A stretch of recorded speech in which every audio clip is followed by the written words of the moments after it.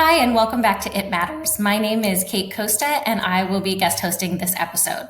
Now, today we're going to do something a little bit different. We're not going to talk directly about the political landscape, but we're going to discuss one major way that the chaos that is our current political climate is impacting a lot of us really deeply. Now, my background is not in politics.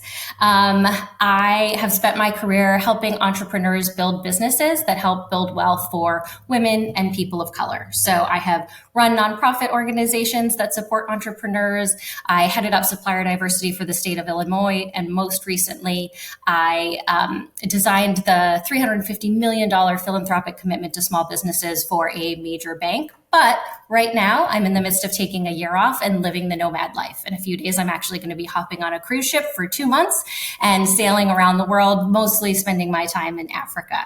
But before I head out, I wanted to hop on here and guest host because Michael is one of my oldest friends. We've known each other for well over 20 years. And I wanted to take the time to really dive into a topic that's important to me and related to the political climate. But as I said, not exactly about politics itself. And that is how the divisiveness in our current election season is leading to increased rates of depression and anxiety among a bunch of American adults. And when I say that, I don't mean just a little bit of nervousness. A poll from Pew this February found that 65% of US adults always or often felt exhausted by politics, and 55% always or often felt angry. Now, if that weren't bad enough, 3 separate surveys found that 1 in 20 people reported being so distressed about politics that they had suicidal thoughts. Now, that means that you're almost certainly regularly interacting with more than one person who thinks about killing themselves because of our current political situation. Now, that's wild. And that situation is where we're at now as we head into the election, but it's building on an already concerning starting point. As of 2022, nearly 60 million Americans, so that's almost a quarter of the population, were living with a mental illness.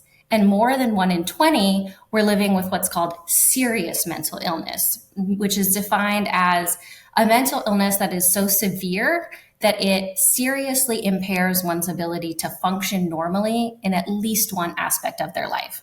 And so now I know most people immediately, their mind will jump to someone who's been institutionalized or maybe someone you've seen talking to imaginary people on the street. But a lot of folks that you know are dealing with severe mental illness and you might not even be aware. A lot of folks are really high functioning. I, for example, was making 6 figures at a multinational corporation, but have major depressive disorder and PTSD, both of which are classified as severe mental illness. And I think if more people understood that folks might be suffering without the people around them being aware, then we wouldn't see this last stat from 2022, which is staggering to me, that someone dies in this country by suicide every 11 minutes. So in 2023, a CNN Kaiser Family Foundation poll found that 90% of Americans feel that we are in a mental health crisis. So I guess the silver lining there is that it is still possible for 90% of Americans to agree on at least one thing. But in all seriousness, those stats on the state of mental health in America probably are not helping your mental health right now. So what we wanted to do today was talk about how we can deal with the fact that all of us are really struggling right now. So disclaimer, I am not a mental health professional. So we went online and we talked to the experts and we found the top 8 recommendations from a host of different reputable sources about how people can try to deal with the additional anxiety and depression that they're facing as we head into election season. And then I'm going to share those with you, but then I'm going to kind of just react as a person who has dealt with mental health challenges myself. So let's go ahead and dive in. All right. Recommendation 1 is to stay informed, but set limits. They say it's important to stay informed, but try to limit the amount of news you consume if it's contributing to your anxiety. I actually love the way this is worded because I think it's important to pay attention to the fact that consuming content is not the same thing as being informed.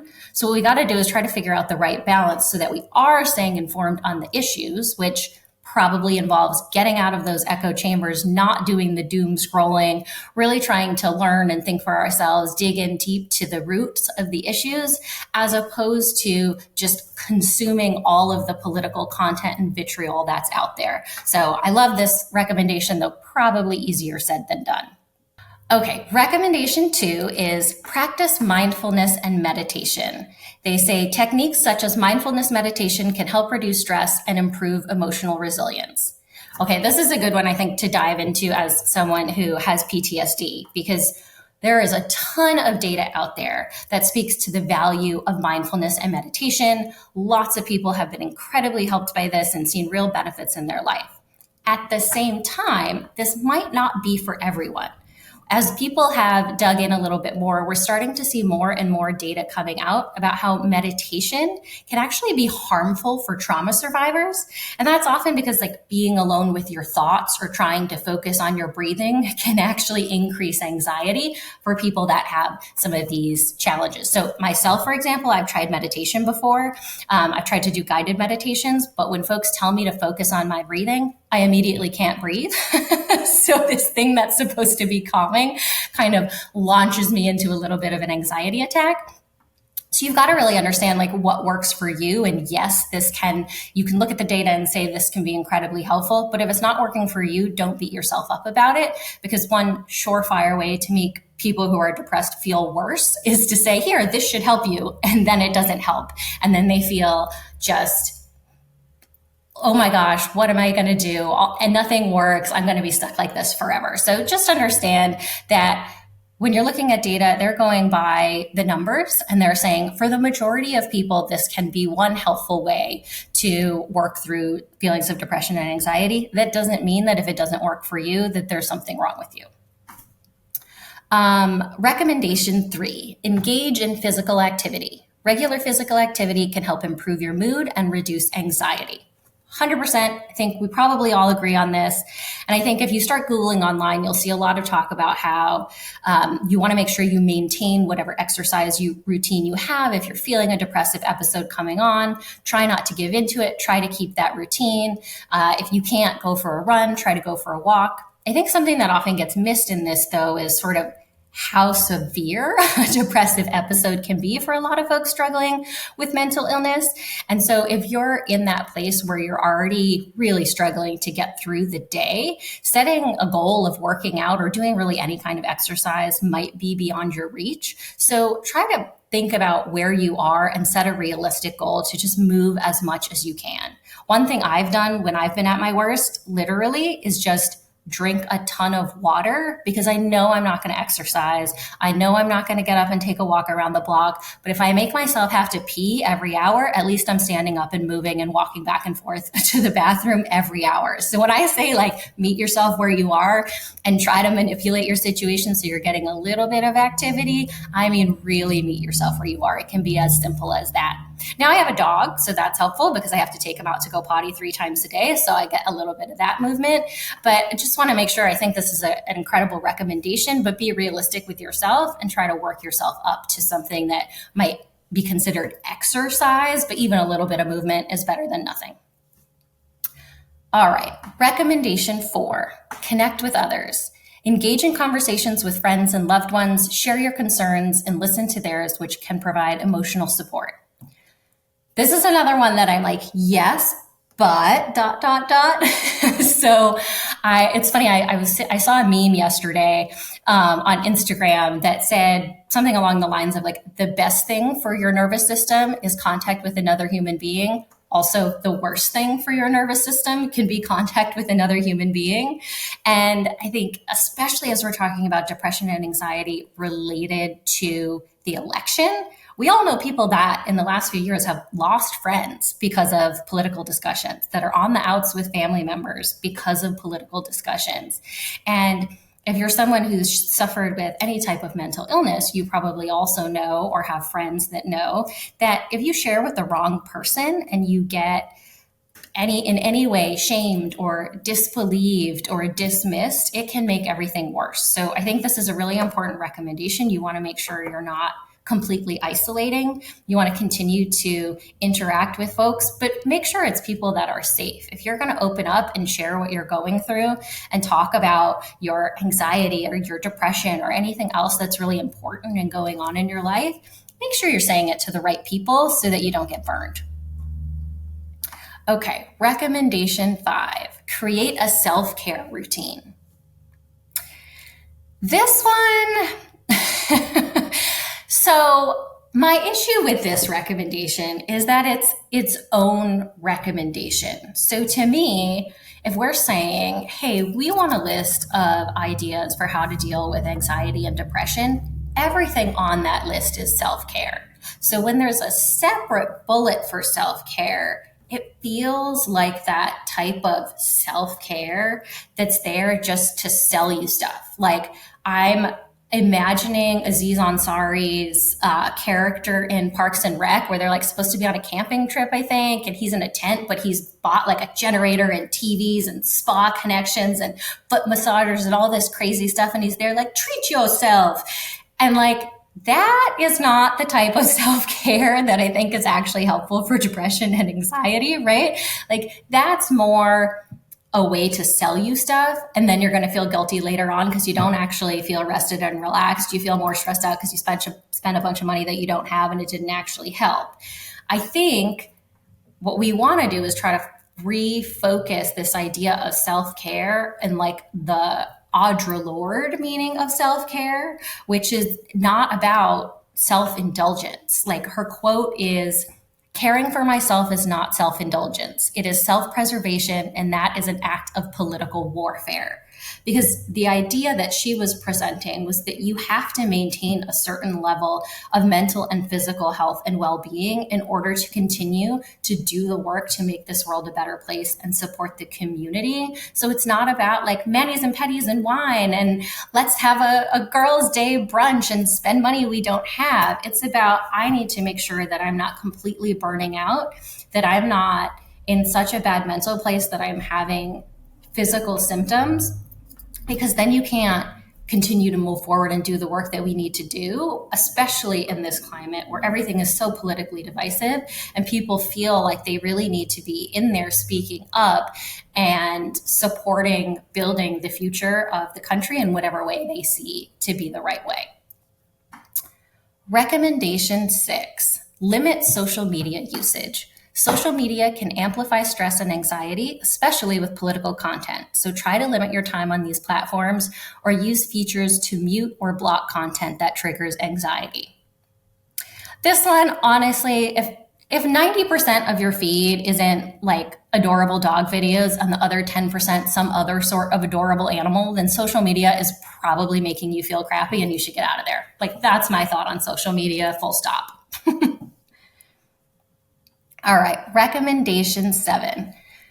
Focus on what you can control. Concentrate on actions you can take, such as participating in local community efforts or volunteering, which can empower you and reduce feelings of helplessness.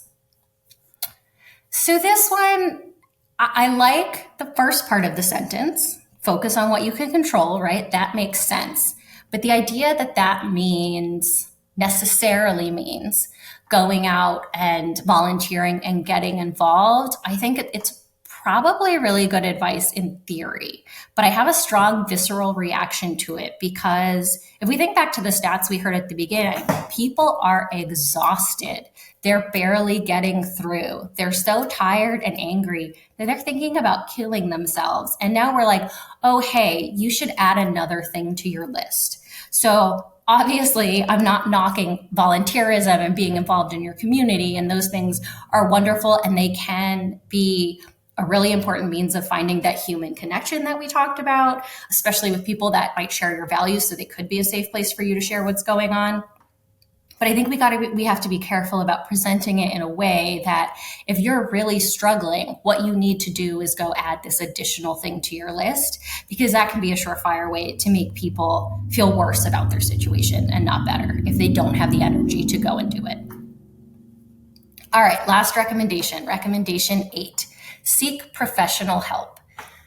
Yes. 100% yes. Yes, yes, yes, yes, yes. If you even think for a second that maybe a professional could be helpful to you, seek them out if you have the ability to do that. I think what's really important with this one is to recognize that not everybody is in the position that they are able to go get professional help.